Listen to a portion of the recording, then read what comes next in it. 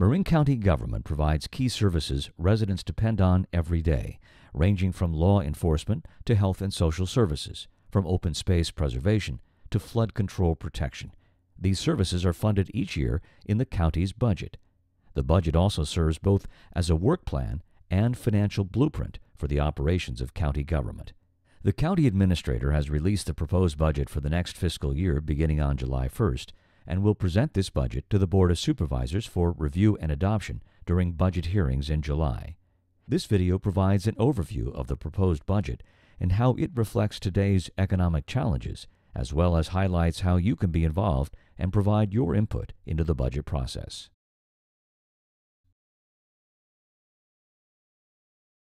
The proposed budget for the fiscal year 9-10 is the county's interim spending plan for the fiscal year. It allows the county to begin operations on July 1.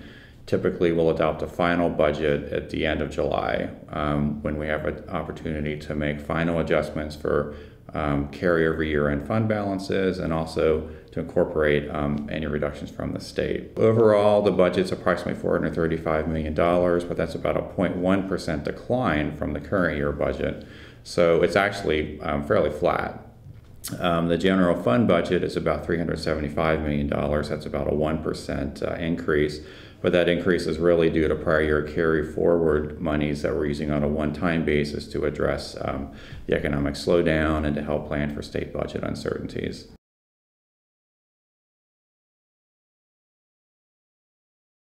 Good morning, supervisors. The item before you today is to adopt the proposed budget as the interim spending plan pending your final board decision on the budget at our July budget hearings, which will be on July 20th and the 22nd.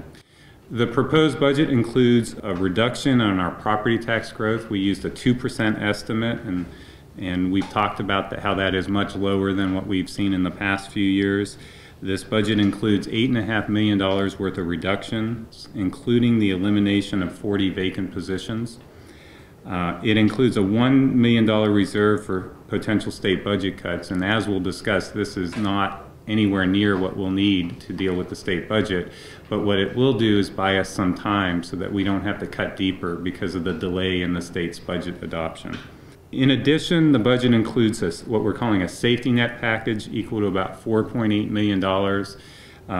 Much of this is one-time or from the federal stimulus funds, but it includes things such as funds to support the current wages for IHS workers for the next 6 months while we work on the long-term solution.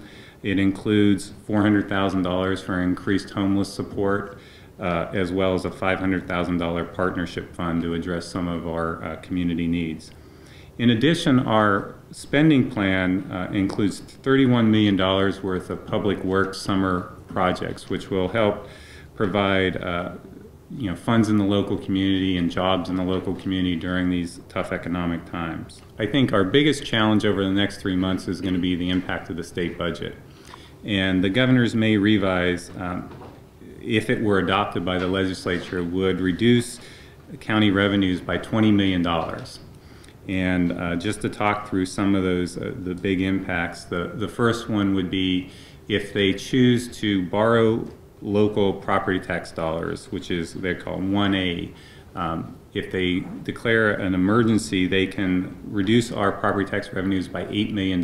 So that will be a one-time hit. And so what we would likely look to is using our reserves and then have those funds, when they come back, replenish our reserves to deal with the impact. They have proposed a $2 million in reduction of gas tax funds.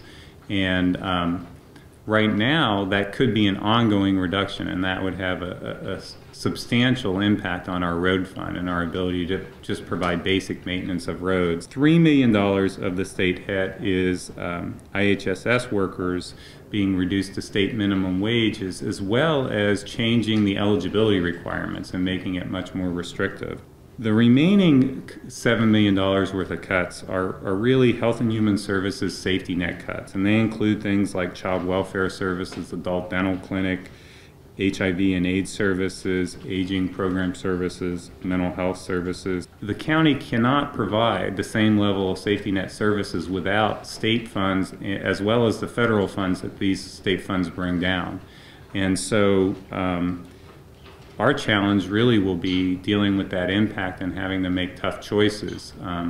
And part of our challenge is that next year we face a $20 million gap, so that it's difficult to cover these services knowing that we're facing a looming $20 million gap the next year. So we're going to be preparing the organization to make the reductions to live within our means, but also bring your board the understanding of the impacts of what that means. The last thing I'd like to say is, as your board knows, we have had a hiring and review process since 2007, and this has allowed us to adopt budget reductions over the last 2 years without layoffs. And we've eliminated approximately 70 vacant positions over the last 2 years. And certainly our desire is to make these budget cuts without layoffs. However, if the scope of the state budget cut is as high as $20 million and as serious as what's being contemplated right now, it would be nearly impossible for us to balance the budget without considering layoffs over the next few months. And so, you know, I just want to apprise you of that and obviously bring you more information as we get better detail. But I think unfortunately, the scope of our budget gap is going to require us to make some of those tough choices in the coming months. We feel this is not a 1 or a 2 year phenomenon that we have to face. And so we're forced with making decisions that will impact us over the long term. And so that's why we're proposing a long-term restructuring process. We've actually started that about 6 months ago. And this fall, what we anticipate receiving from departments are various scenarios that we can present to our board as policy options that may substantially restructure how the county does business in the years going ahead, including what types of services we provide, focusing on core priorities and those things that most closely align with the board's priorities. Informing and involving the community is a very important part of how the county conducts its budget process. With the release of the proposed budget, I want to encourage the community to go to our website and obtain a copy of the proposed budget. Residents can look at the entire budget document or go to each department or program section to really identify the key areas that we're proposing within the budget document. I also want to highlight that the Board of Supervisors will hold budget hearings on July 20th and 22nd. The hearings are an opportunity for the public to share their input and comments directly with the Board of Supervisors. At the hearings, the board will be reviewing the proposed budget and adopting a final budget for fiscal year 2009-2010. In addition, the community can submit online suggestions and comments on the proposed budget. As Dan Heilerman mentioned, we're facing a long-term budget challenge. The budget for fiscal year 9-10 is really the first step in a longer-term process to live within our means. Just as we're facing this challenge on a long-term basis, we're dealing with it in a long-term, thoughtful manner to really look at the mix of services we provide and the kind of services we can continue to afford to provide given our new fiscal reality. Later this fall, we'll hold community workshops and forums to get residents' perspectives in our long-term restructuring process and to identify the kinds of services and programs that are most important to them as we look at balancing our budget for the long term. We'll post more information about these forums and workshops on our website, and we'll certainly encourage the community to play an active role in this process. Working in partnership with our community, the County Marin will do what it can to reduce the cost of county government in a thoughtful, deliberate way while providing key services that continue to improve the quality of life in Marin County. And please remember, you are encouraged to participate in the budget process. The budget hearings occur on July 20th and the 22nd, and you can download the entire budget by visiting this website. Thank you very much for watching.